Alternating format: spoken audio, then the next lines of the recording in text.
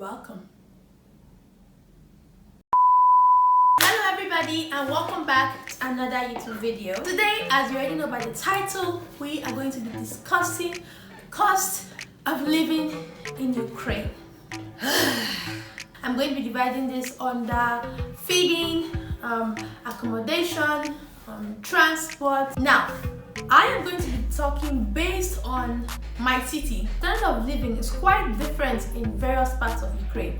Just like in every country, standard of living in places like Kyiv, Kharkiv, Odessa, these big cities are definitely more expensive than in smaller cities. Like for example, Ivano, where I live. In accommodation, in my city or in Ukraine, there are two types of accommodation. You are either living in the hostel provided by the school, or you are living in an apartment. Let me start with the hostel.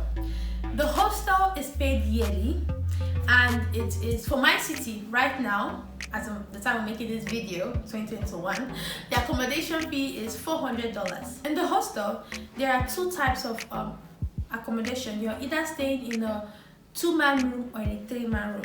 Now what it means is that in a 2-man room you have just one roommate, just 2 people living there, while in a 3-man room there are 3 people living there. And of course a 3-man room is bigger because there are more people there, but it also means that you're going to have more roommates. In a room there are 3 doors, okay? So in each room, for example 5110, we'll have 5 people living there, but not in the same room. 2 people will stay in a 2-man room in one door, 3 people will stay in the 3-man room in one door, and then one door is the toilet and bathroom. And of course you have a general entrance into this room 510. So when you open room 510, you will see 3 doors. 2 people here, 3 people here, and then the toilet and bathroom. So in my hostel, we don't have like a general bathroom and toilet for like the whole floor, which I know that in some hostels, in some cities, that's the way it's done. Everybody in a floor, like let's say the first floor, the second floor, they share toilet and bathroom. So the maintenance, the cleaning and everything about that toilet and bathroom is going to be based on you guys. The cleaner is not going to clean the toilet and bathroom for you. But of course, we do have cleaners, and they clean like the hallways and the kitchen. That doesn't mean they'll clean up after you. You're supposed to clean up after yourself after using the kitchen, and then they're just going to do like a general cleanup. Which brings me to the kitchen. So each floor, there's like section A and section B. So in section A, they have their own kitchen, and then they have rooms with their own toilet and bathroom, like I said. In section B, which is another part of the 5th floor, they have their own kitchen with of course rooms with all their toilets and bathroom. So that's how it's done. Then what else? Light bills, everything is covered under the hostel fee. And then we have a washing machine, a general washing machine that everybody uses, but it's not on every floor. It's on the highest floor, the 9th floor. So you can take the elevator to the 9th floor and then you use this washing machine. And it's not free, but you're going to put in some amount of money into the washing machine. It's not so expensive. I think it's 30 hryvnias. Let me convert that in dollars. 30 hryvnias divided $1 30 hryvnias is like $1 to use the washing machine. And of course, since it's a general washing machine, sometimes you might go there and someone uses the washing machine, so you have to wait your turn, maybe go and come back. But we don't have just one, there are like 3 washing machines. So if you come there and the 3 washing machines are all being used, then you just have to come back later, stuff like that. So it's not like $1 point to use it. Now, some people in the hostel, also have their own personal washing machine that they buy and they keep in their toilet and bathroom, and they can let their friends use it, the rich ones amongst us, Now, after cooking your food, where do you store the food in the hostel? Now, every room, the hostel is not going to provide you with a fridge or a microwave to heat it up. These are things you're going to buy by yourself. But most of the time, there's no need to buy it by yourself, because let's say you're a new student. If you enter the room and you already have a roommate there, there's a high chance that the roommate already bought the fridge and microwave already. So all you have to do is pay your roommate half of the money they used to buy it, so that the 2 of you can own it together. And when one person leaves, you like sell your own share to your other roommate. So when another roommate comes in, they buy that half, okay? This is a long long explanation, but what I'm trying to say is you don't need to buy a you don't need to buy a fridge and a microwave on your own. You can buy it with your roommate. If your roommate already has, you can just share the amount and use it together. Now, furnishing. The room comes with a bed, a table, and wardrobe. If you get there for some reason the wardrobe is not there, maybe some other student came and took it because it's hostel, you can just tell the carpenter to build you one, and that's okay. Now in the hostel, you can ask the carpenter, who is the school carpenter, to build you a cupboard in the kitchen where you can store your foodstuffs and items to make it easier for you, as well as the whole room is not so cramped with foodstuffs everywhere. Then if you want, some people get a little cooking ring, just so that, for example, you go to the kitchen and someone is cooking and in a hurry, you can just bring out your cooking ring and plug it in and use it, just to make it easier. But the oven is in the kitchen, the cupboards, everything. And sometimes if you're lucky, when you get a room, the room is already furnished. What I mean is the wallpaper is nice, the rug is nice. If you're lucky and the previous students that stayed there already furnished their room, then that's good. But if you enter a room that hasn't been furnished, or the wallpaper is torn and everything is just not to your liking, you are free to like renovate. What I mean is you buy wallpaper and you pay someone in the hostel to glue it for you and put in your rug, just to make it more accommodating and more nice and comfortable for you. So that is usually how hostel life is.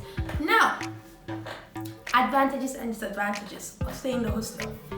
The disadvantages, there is no privacy, and sometimes it can be an inconvenience. For example, you want to bathe and your roommate or your dormmate is bathing, or you want to cook and someone is in the kitchen already cooking, or you want to use the washing machine and someone's already using the washing machine.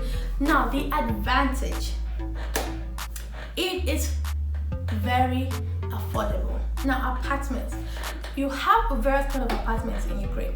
You have the ones that are very, very modern and very nice. You have the medium one, not so old not so old fashioned and not so new. And then you have the really old really old designs, and just as they go, the more modern ones are the most expensive. The medium ones the prices are very average, and then the lower ones are you get my point. So what are the price ranges for apartments? Let me start off by saying that apartment in Ukraine comes furnished. Beds, chairs, table. You don't need to buy any extra house thing. And if anything should spoil, you need to tell your landlord or pay your landlord to replace it. The house even comes with plates, spoons, except if you want to buy new ones. But the house comes with everything for you. Washing machine, fridge, microwave. Apartments comes with everything in Ukraine. And of course, the fact that it comes with all these things means that it's not so cheap.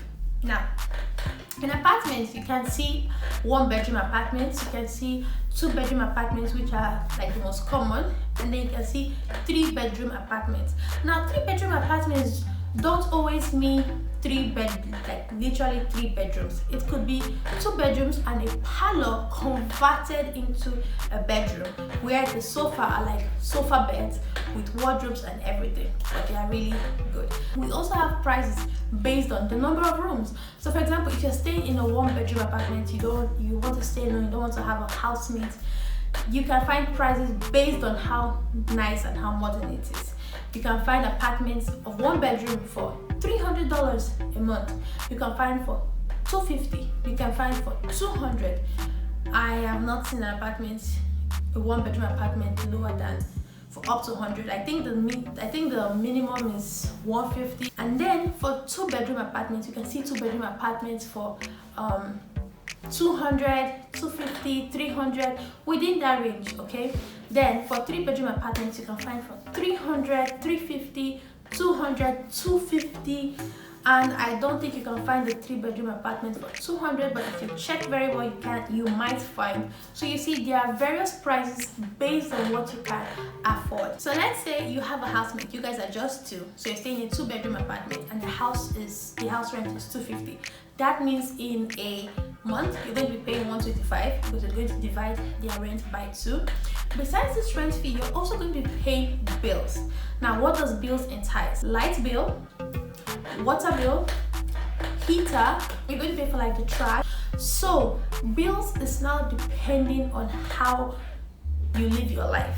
For example, if you don't mind leaving the lights on all the time, if you don't mind leaving your heater on, the heater warms up the place. So if you don't mind leaving your heater on, okay, if you don't mind on your hot water all the time, fine, your bills are going to be expensive.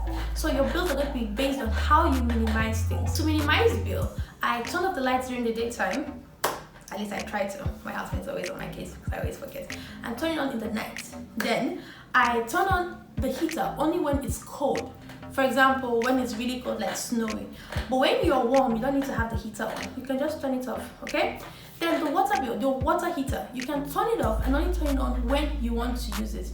Now, of course, you don't need to do all these things, or you can choose to do some and leave some. For example, you can choose to leave your heater on throughout, but you want to off your lights.